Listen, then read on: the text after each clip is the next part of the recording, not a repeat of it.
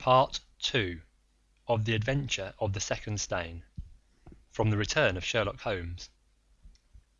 All that day, and the next, and the next, Holmes was in a mood which his friends would call taciturn, and others morose. He ran out and ran in, smoked incessantly, played snatches on his violin, sank into reveries, devoured sandwiches at irregular hours, and hardly answered the casual questions which I put to him. It was evident to me that things were not going well with him or his quest. He would say nothing of the case, and it was from the papers that I learned the particulars of the inquest, and the arrest with the subsequent release of John Mitton, the valet of the deceased. The coroner's jury brought in the obvious, wilful murder, but the parties remained as unknown as ever. No motive was suggested. The room was full of articles of value, but none had been taken. The dead man's papers had not been tampered with. They were carefully examined, and showed that he was a keen student of international politics, an indefatigable gossip, a remarkable linguist, and an untiring letter writer. He had been on intimate terms with the leading politicians of several countries, but nothing sensational was discovered among the documents which filled his drawers. As to his relations with women, they appeared to have been promiscuous but superficial. He had many acquaintances among them, but few friends, and no one whom he loved. His habits were regular, his conduct inoffensive. His death was an absolute mystery, and likely to remain so. As to the arrest of John Mitton, the valet, it was a counsel of despair as an alternative to absolute inaction. But no case could be sustained against him. He had visited friends in Hammersmith that night. The alibi was complete. It is true that he started home at an hour which should have brought him to Westminster before the time when the crime was discovered, but his own explanation that he had walked part of the way seemed probable enough in view of the fineness of the night. He had actually arrived at 12 o'clock, and appeared to be overwhelmed by the unexpected tragedy. He had always been on good terms with his master. Several of the dead man's possessions, notably a small case of razors, had been found in the valet's boxes, but he explained that they had been presents from the deceased, and the housekeeper was able to corroborate the story. Mitton had been in Lucas's employment for 3 years. It was noticeable that Lucas did not take Mitton on the continent with him. Sometimes he visited Paris for 3 months on end, but Mitton was left in charge of the Godolphin Street house. As to the housekeeper, she had heard nothing on the night of the crime. If her master had a visitor, he had himself admitted him. So, for 3 mornings the mystery remained, so far as I could follow it in the papers. If Holmes knew more, he kept his own counsel, but, as he told me that Inspector Lestrade had taken him into his confidence in the case, I knew that he was in close touch with every development. Upon the 4th day there appeared a long telegram from Paris, which seemed to solve the whole question. "A discovery has just been made by the Parisian police," said the Daily Telegraph, "which raises the veil which hung round the tragic fate of Mr. Eduardo Lucas, who met his death by violence last Monday night at Godolphin Street, Westminster. Our readers will remember that the deceased gentleman was found stabbed in his room, and that some suspicion attached to his valet, but that the case broke down on an alibi. Yesterday, a lady, who has been known as Madame Henri Fournay, occupying a small villa in the Rue Austerlitz, was reported to the authorities by her servants as being insane. An examination showed she had indeed developed mania of a dangerous and permanent form. On inquiry, the police have discovered that Madame Henri Fournay only returned from a journey to London on Tuesday last, and there is evidence to connect her with the crime at Westminster. A comparison of photographs has proved conclusively that Monsieur Henri Fournier and Eduardo Lucas were really one and the same person, and that the deceased had for some reason lived a double life in London and Paris. Madame Fournier, who is of Creole origin, is of an extremely excitable nature, and has suffered in the past from attacks of jealousy which have amounted to frenzy. It is conjectured that it was in one of these that she committed the terrible crime which has caused such a sensation in London. Her movements upon the Monday night have not yet been traced, but it is undoubted that a woman answering to her description attracted much attention at Charing Cross Station on Tuesday morning by the wildness of her appearance and the violence of her gestures. It is probable, therefore, that the crime was either committed when insane, or that its immediate effect was to drive the unhappy woman out of her mind. At present she is unable to give any coherent account of the past, and the doctors hold out no hopes of the re-establishment of her reason. There is evidence that a woman who might have been Madame Fournier was seen for some hours upon Monday night watching the house in Godolphin Street. "What do you think of that, Holmes?" I had read the account aloud to him while he finished his breakfast. "My dear Watson," said he, as he rose from the table and paced up and down the room, "you are most long-suffering, but if I have told you nothing in the last 3 days, it is because there is nothing to tell. Even now this report from Paris does not help us much. Surely it is final as regards the man's death?" "The man's death is a mere incident, a trivial episode, in comparison with our real task, which is to trace this document and save a European catastrophe. Only one important thing has happened in the last 3 days, and that is that nothing has happened.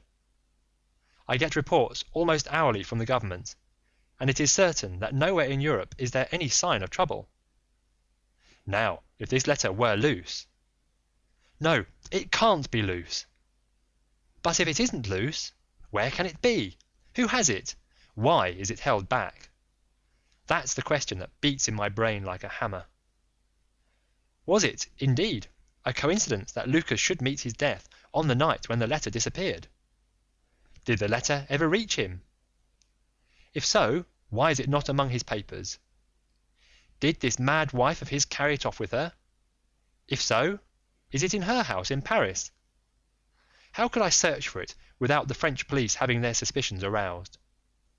It is a case, my dear Watson, where the law is as dangerous to us as the criminals are. Every man's hand is against us, and yet the interests at stake are colossal. Should I bring it to a successful conclusion, it will certainly represent the crowning glory of my career. Ah, here is my latest from the front." He glanced hurriedly at the note which had been handed in. "Halloa! Lestrade seems to have observed something of interest. Put on your hat, Watson, and we will stroll down together to Westminster." It was my first visit to the scene of the crime. A high, dingy, narrow-chested house, prim, formal, and solid, like the century which gave it birth. Lestrade's bulldog features gazed out at us from the front window, and he greeted us warmly when a big constable had opened the door and let us in.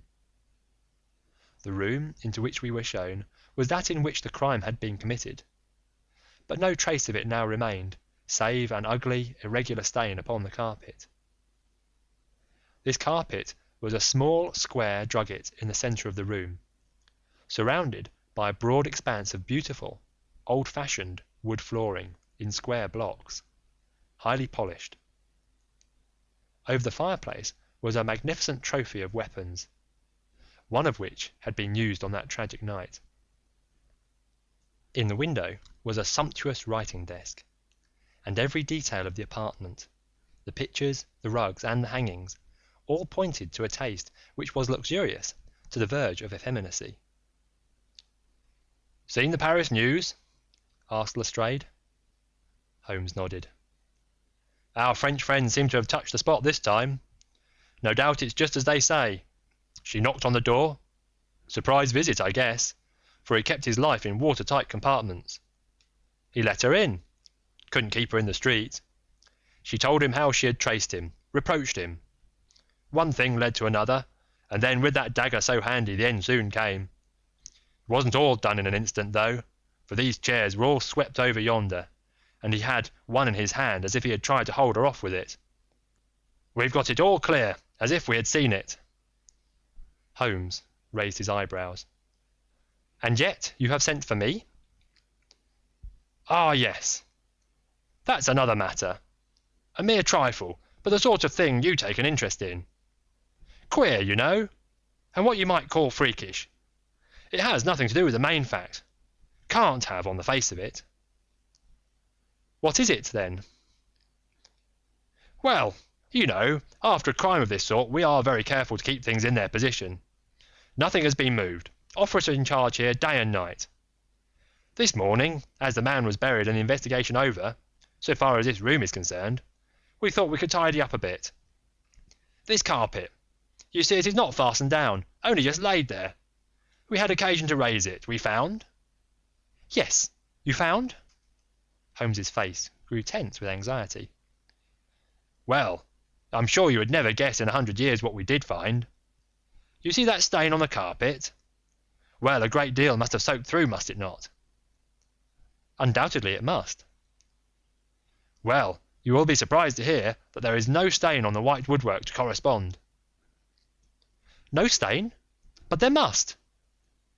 Yes, so you would say, but the fact remains that there isn't. He took the corner of the carpet in his hand, and turning it over, he showed that it was indeed as he said. But the underside is as stained as the upper. It must have left a mark. Lestrade chuckled with delight at having puzzled the famous expert. Now, I'll show you the explanation. There is a second stain, but it does not correspond with the other. See for yourself. As he spoke, he turned over another portion of the carpet, and there, sure enough, was a great crimson spill upon the square white facing of the old-fashioned floor. What do you make of that, Mr. Holmes? Why, it is simple enough. The two stains did correspond, but the carpet has been turned round. As it was square and unfastened, it was easily done. The official police don't need you, Mr. Holmes, to tell them that the carpet must have been turned round. That's clear enough, for the stains lie above each other, if you lay it over this way. But what I want to know is who shifted the carpet, and why? I could see from Holmes's rigid face that he was vibrating with inward excitement. Look here, Lestrade, said he. Has that constable in the passage been in charge of the place all the time? Yes, he has. Well, take my advice. Examine him carefully. Don't do it before us. We'll wait here. You take him into the back room. You'll be more likely to get a confession out of him alone. Ask him how he dared to admit people and leave them alone in this room. Don't ask him if he has done it. Take it for granted. Tell him you know someone has been here. Press him. Tell him that a full confession is his only chance of forgiveness. Do exactly what I tell you. By George, if he knows, I'll have it out of him, cried Lestrade. He darted into the hall, and a few moments later his bullying voice sounded from the back room. Now, Watson, now, cried Holmes with frenzied eagerness. All the demoniacal force of the man masked behind that listless manner burst out in a paroxysm of energy. He tore the drugget from the floor, and in an instant was down on his hands and knees, clawing at each of the squares of wood beneath it. One turned sideways as he dug his nails into the edge of it. It hinged back like a lid of a box. A small black cavity opened beneath it. Holmes plunged his eager hand into it and drew it out with a bitter snarl of anger and disappointment. It was empty. Quick, Watson, quick! Get it back again! The wooden lid was replaced, and the drugget had only just been drawn straight when Lestrade's voice was heard in the passage. He found Holmes leaning languidly against the mantelpiece, resigned and patient, endeavouring to conceal his irrepressible yawns. "Sorry to keep you waiting, Mr. Holmes. I can see that you are bored to death with the whole affair. Well, he has confessed, all right. Come in here, Macpherson. Let these gentlemen hear of your most inexcusable conduct." The big constable, very hot and penitent, sidled into the room. "I meant no harm, sir, I'm sure. The young woman came to the door last evening, mistook the house, she did, and then we got talking. It's lonesome when you're on duty here all day."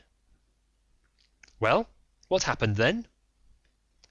"She wanted to see where the crime was done. Had read all about it in the papers, she said.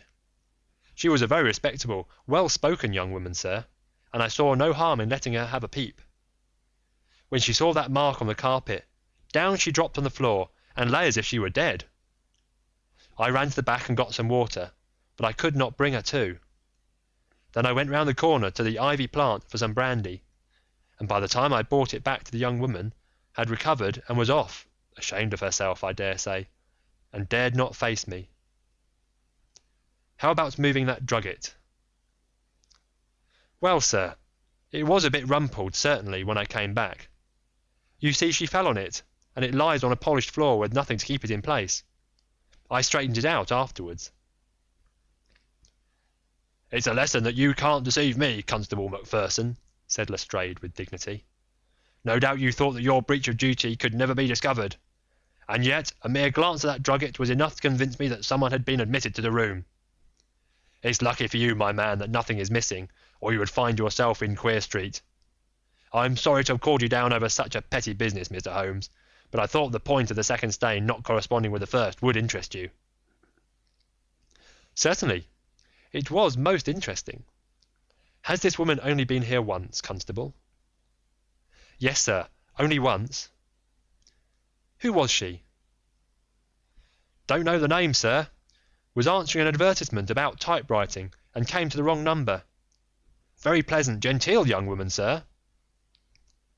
"Tall? Handsome?" "Yes, sir, she was a well-grown young woman. I suppose you might say she was handsome. Perhaps some would say she was very handsome." "Oh, officer, do let me have a peep," says she. She had pretty, coaxing ways, as you might say, and I thought there was no harm in letting her just put her head through the door." "How was she dressed?" "Quiet, sir. A long mantle down to her feet." "What time was it?" "It was just growing dusk at the time. They were lighting the lamps as I came back with the brandy." "Very good," said Holmes. "Come, Watson, I think that we have more important work elsewhere." As we left the house, Lestrade remained in the front room, while the repentant constable opened the door to let us out. Holmes turned on the step and held up something in his hand. The constable stared intently. "Good Lord, sir!" he cried with amazement on his face. Holmes put his finger on his lips, replaced his hand in his breast pocket, and burst out laughing as we turned down the street. "Excellent!" said he. "Come, friend Watson, the curtain rings up for the last act.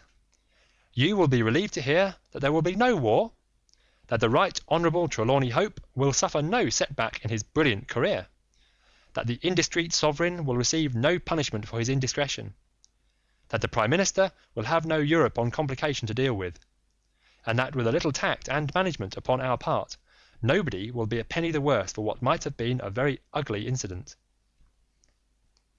My mind filled with admiration for this extraordinary man. "You have solved it!" I cried. "Hardly that, Watson. There are some points which are as dark as ever, but we have so much that it will be our own fault if we cannot get the rest. We will go straight to Whitehall Terrace and bring the matter to a head." When we arrived at the residence of the European Secretary, it was for Lady Hilda Trelawney Hope that Sherlock Holmes inquired. We were shown into the morning room. "Mr. Holmes," said the lady, and her face was pink with her indignation, "this is surely most unfair and ungenerous upon your part. I desired, as I have explained, to keep my visit to you a secret, lest my husband should think that I was intruding into his affairs. and yet you compromise me by coming here and so showing that there are business relations between us." "Unfortunately, madam, I had no possible alternative. I have been commissioned to recover this immensely important paper. I must therefore ask you, madam, to be kind enough to place it in my hands." The lady sprang to her feet, with the colour all dashed in an instant from her beautiful face. Her eyes glazed, she tottered. I thought that she would faint. Then, with a grand effort, she rallied from the shock, and a supreme astonishment and indignation chased every other expression from her features. You insult me, Mr. Holmes." Come, madam, it is useless. Give up the letter." She darted to the bell. "The butler shall show you out." "Do not ring, Lady Hilda. If you do, then all my earnest efforts to avoid a scandal will be frustrated. Give up the letter, and all will be set right. If you will work with me, I can arrange everything. If you work against me, I must expose you." She stood grandly defiant, a queenly figure, her eyes fixed upon his, as if she would read his very soul. Her hand was on the bell, but she had forborne to ring it. "You are trying to frighten me. It is not a very manly thing, Mr. Holmes, to come here and browbeat a woman. You say that you know something. What is it that you know?" "Pray sit down, madam. You will hurt yourself there if you fall. I will not speak until you sit down. Thank you." "I give you 5 minutes, Mr. Holmes." "1 is enough. Lady Hilda, I know of your visit to Eduardo Lucas, of your giving him this document, of your ingenious return to the room last night, and of the manner in which you took the letter from the hiding place under the carpet." She stared at him with an ashen face and gulped twice before she could speak. "You are mad, Mr. Holmes, you are mad!" she cried at last. He drew a small piece of cardboard from his pocket. It was the face of a woman cut out of a portrait. "I have carried this because I thought it might be useful," said he. "The policeman has recognized it."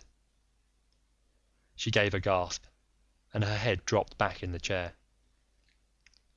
"Come, Lady Hilda, you have the letter? The matter may still be adjusted. I have no desire to bring trouble to you.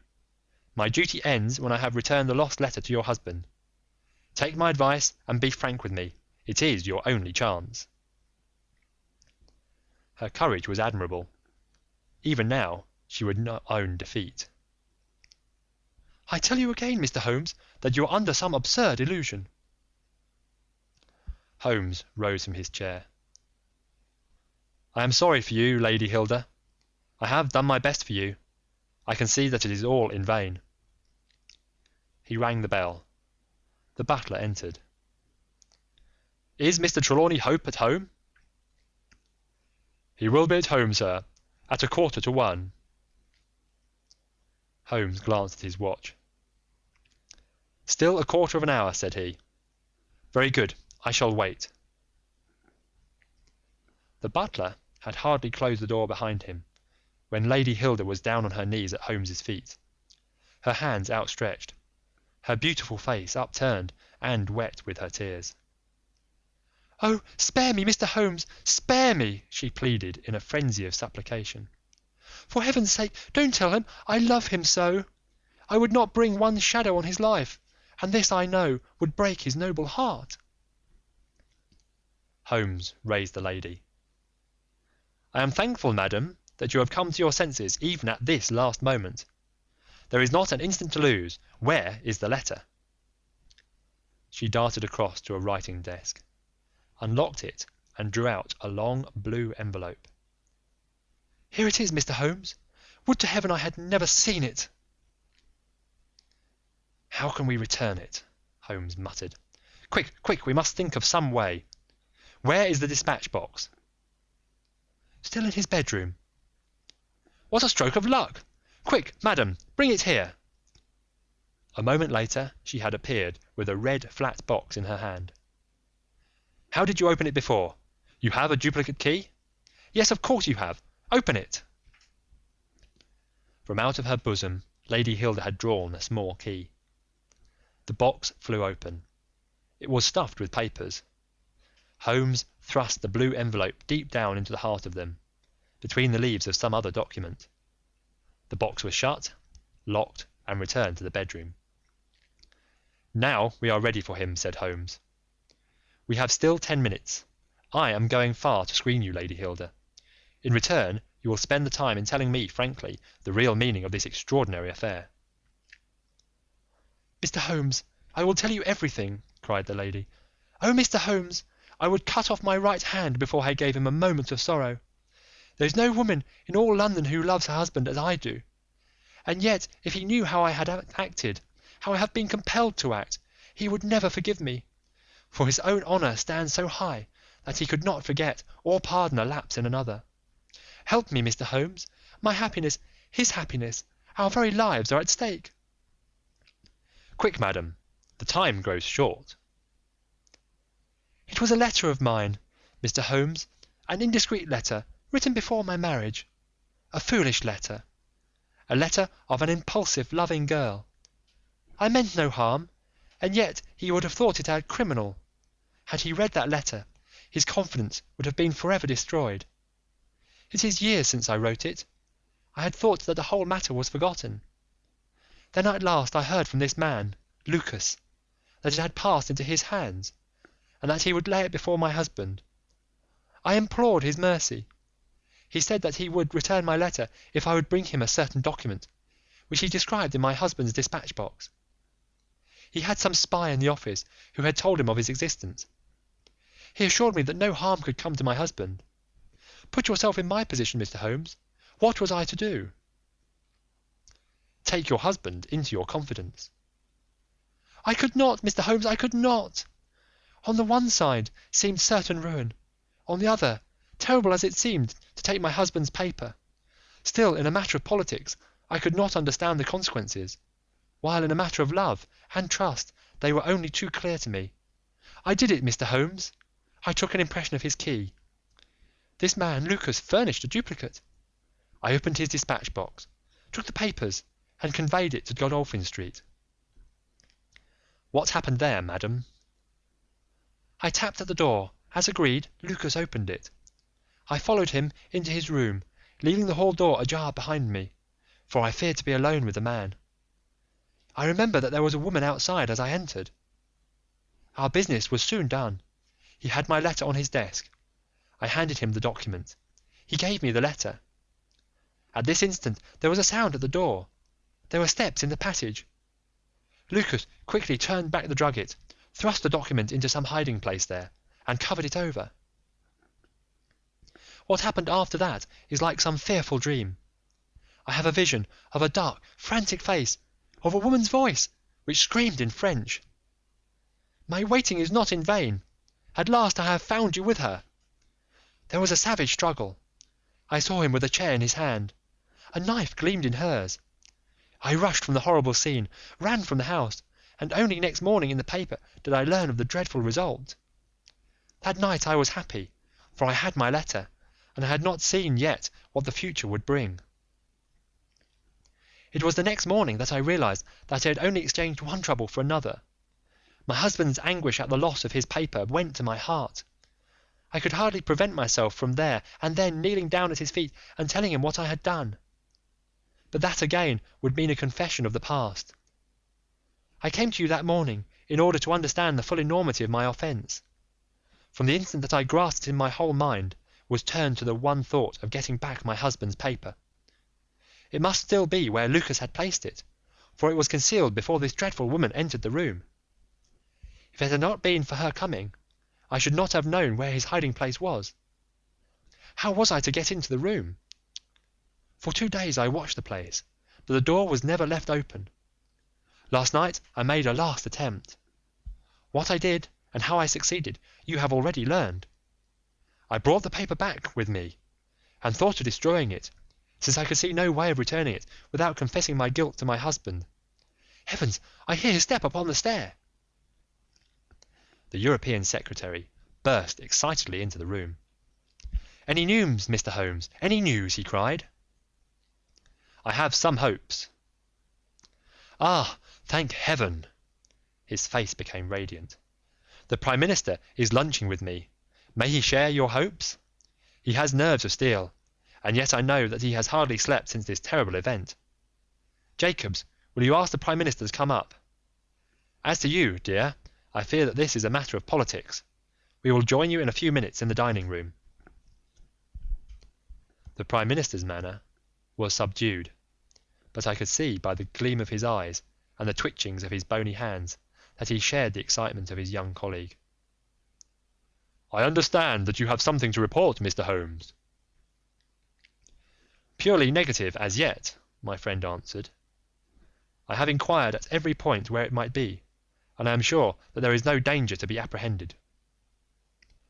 "But that is not enough, Mr. Holmes. We cannot live forever on such a volcano. We must have something definite." "I am in hopes of getting it. That is why I am here. The more I think of the matter, the more convinced I am that the letter has never left this house." "Mr. Holmes!" "If it had, it would certainly have been public by now." "But why should anyone take it in order to keep it in this house?" "I am not convinced that anyone did take it." "Then how could it leave the dispatch box?"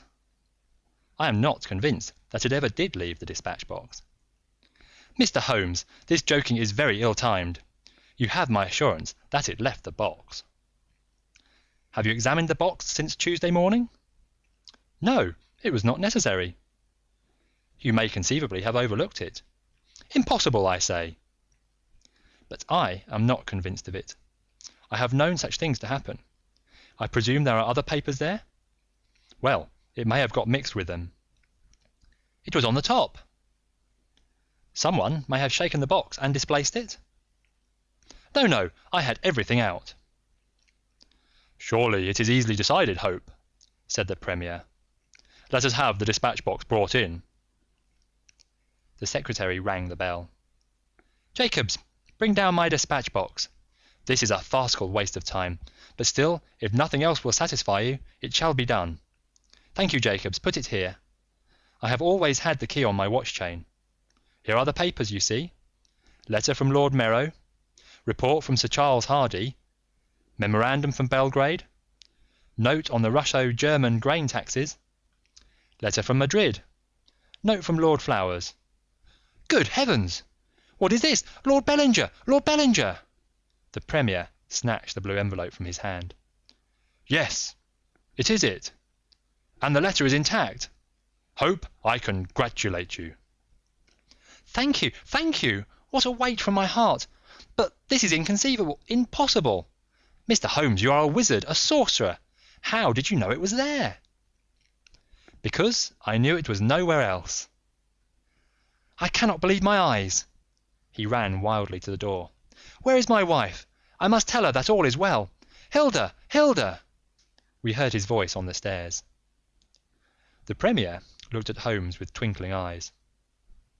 "Come, sir," said he, "there is more in this than meets the eye. How came the letter back in the box?" Holmes turned away, smiling from the keen scrutiny of those wonderful eyes.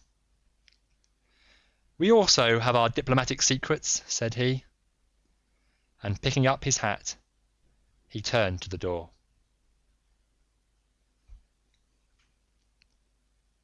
End of The Adventure of the Second Stain, Part 2, and End of The Return of Sherlock Holmes by Sir Arthur Conan Doyle.